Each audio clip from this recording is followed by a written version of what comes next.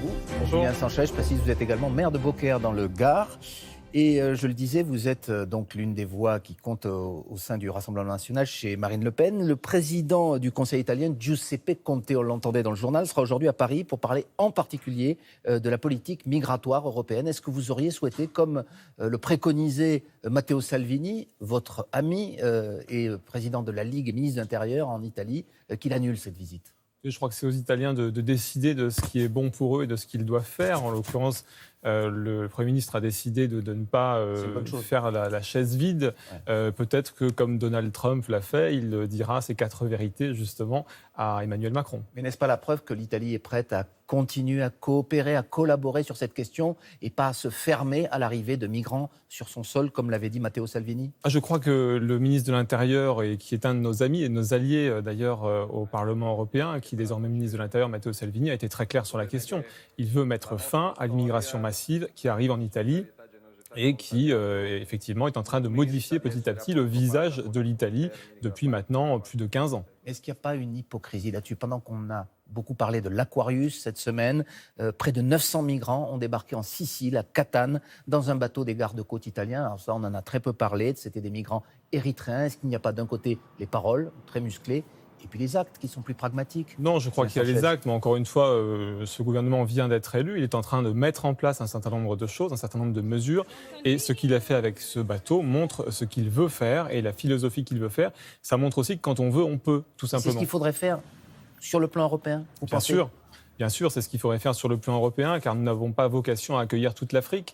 D'abord, nous n'avons pas la même civilisation, nous n'avons pas forcément un grand nombre de valeurs communes. Contrairement à l'immigration qu'on a pu accueillir, par exemple en France, il y a 30 ou 40 ans, qui était européenne, nous n'avons pas le même socle de valeurs, le même socle civilisationnel. Et je crois qu'il est dangereux aujourd'hui d'accueillir un grand nombre d'immigrés provenant de ce continent. Soit vous dites un grand nombre. Que ferait-on si vous étiez au pouvoir pour ce bateau, l'Aquarius, qui navigue toujours dans la Méditerranée, que l'Espagne a proposé d'accueillir ? Il faudrait lui dire, vous retournez en Libye. On sait qu'il y a par exemple des gens sur ce bateau qui préfèrent se jeter à la mer plutôt que de retourner en Libye. Qu'est-ce que vous leur dites ? Et je crois qu'il y a d'autres pays avant l'Europe qui sont beaucoup plus proches du pays dont ils viennent. Il y a par exemple la Tunisie, il y a par exemple l'Algérie, il y a d'autres pays qui ont des valeurs communes. À accueillir et nous serions prêts. Et pourquoi ? Et à quel titre ? Pourquoi est-ce que la France devrait accueillir toute l'Afrique ? Est-ce que vous êtes d'accord, par exemple, avec ce qui est en train de se passer au niveau des ministres de l'Intérieur, allemands, autrichiens et italiens, qui créent ce qu'on appelle un axe ? Un axe, ça ne rappelle pas forcément de bons souvenirs à ceux qui ont connu la Seconde Guerre mondiale. Est-ce que c'est vers cela qu'il faut aller, vers plus de fermeté ? Est-ce que la France doit s'y associer ? Mais il faut absolument aller vers plus de fermeté. Il faut qu'il y ait une coopération, bien évidemment, européenne sur le sujet, mais il faut surtout récupérer des frontières nationales.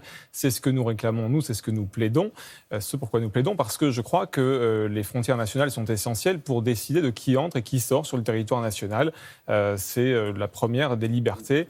Mais lorsqu'Emmanuel Macron dit, par exemple, qu'il faut coopérer, avec l'Italie notamment, pour que ces migrants n'aient plus de raison... coopérer pour qu'à la racine, à la base des problèmes, ces migrants n'aient plus de raison de venir en Europe. Je crois que M. Macron a parlé de cynisme, mais le cynisme n'est-il pas d'aller mener la guerre dans ces pays-là, d'aller tuer des gens et ensuite de vouloir nous imposer la double peine en nous faisant accueillir des gens déplacés de ces pays ? Je crois que ceux qui mènent la guerre, ceux qui tuent dans ces pays-là, c'est les gens comme M. Macron et les gouvernements qui l'ont précédé. Nous n'avons pas de sang sur les mains, nous avons été contre les interventions dans ces pays et aujourd'hui nous sommes contre de la même manière toute arrivée d'immigrés. Vous affirmez donc que s'il y a aujourd'hui ces vagues migratoires, c'est notamment à cause de l'intervention française en Libye. Je mets les sous-titres à ce que vous dites. C'est notamment à cause de cela, mais il n'y a pas que des Libyens, des Syriens qui viennent, il y a aussi beaucoup d'immigrés d'autres pays d'Afrique qui profitent de ces vagues pour venir avec ces autres immigrés. Et ça, nous le dénonçons aussi. Je rappelle que l'Afrique à 30 fois plus d'habitants qu'il y a donc 80 ans à peu près. Donc il y a une population qui est en très très forte augmentation. Et pourquoi est-ce qu'on en accueillerait 600 et pourquoi pas 1000, 10 000, 100 000, 1 million ? Où sera la limite si on continue à accueillir ces vagues et à leur laisser de l'espoir ? Parce que nous n'avons rien à leur offrir en France. Ça suffit, nous avons déjà 8 millions de chômeurs. On ne peut pas accueillir encore et toujours. Alors, vous êtes maire de Beaucaire, je le disais, dans le Gard. Votre voisin gardois, Gilbert Collard, fait l'objet d'une plainte pour viol. qu'il dément. Une personne affirme qu'elle a été violée en 2006 et 2007. Quelle est votre réaction? Je voudrais bien sûr soutenir Gilbert Collard dans cette épreuve. Je crois que là encore, on fait parler une personne sans donner la parole à Gilbert Collard, d'ailleurs dans les reportages qui ont été faits, sans respecter le contradictoire, en faisant un témoignage anonyme d'une personne, soi-disant 11 ans après, qui n'aurait pas déposé plainte, anonyme, qui n'aurait pas informé. Son visage était caché, mais oui, cette personne a parlé. Son visage était masqué, en effet.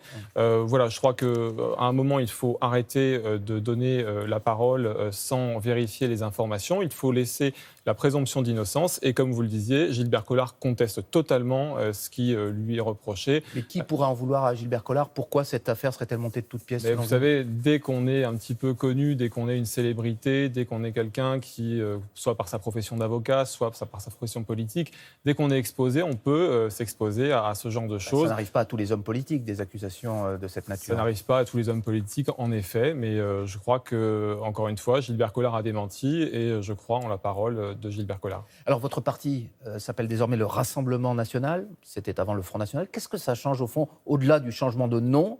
Sur le fond, est-ce que vous allez changer de ligne?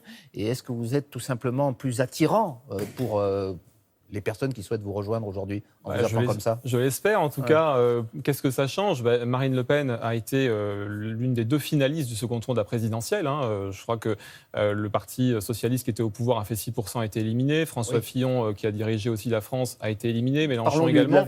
Marine Le Pen a été au second tour, a fait un record historique. Le record historique auparavant, c'était Jean-Marie Le Pen en 2002, 17%. Là, on a fait 34%. Donc, c'est le moment, si vous voulez, de se restructurer. On a une année sans élection. Qu'est-ce que ça va changer? Bien là, on est en train de refonder le parti, de le restructurer. Avec des alliés, Julien Sanchez, Nicolas Dupont-Aignan vous a dit non. Laurent Wauquiez précédemment avait dit pas d'alliance. Nicolas Dupont-Aignan n'a pas tout à fait dit non pour le moment. Je crois que les élections européennes sont dans un an, on a encore le temps. Et on a aussi des élections municipales qui arrivent ensuite. Et là, nous sommes bien sûr ouverts à des ententes locales pour gagner des villes, comme on l'a fait à Beaucaire, comme on l'a fait à Hénin-Beaumont et ailleurs. Il faut qu'il y ait ces ententes parce qu'aujourd'hui, nous devons inverser la tendance et avoir des gens qui gèrent en bon père de famille et qui font attention à l'argent public et qui portent des valeurs qui sont celles de la France française. Merci, Julien Sanchez, porte-parole du Rassemblement national. Laurent, c'est à vous et très bonne journée. Merci, Jeff. Bonne journée également.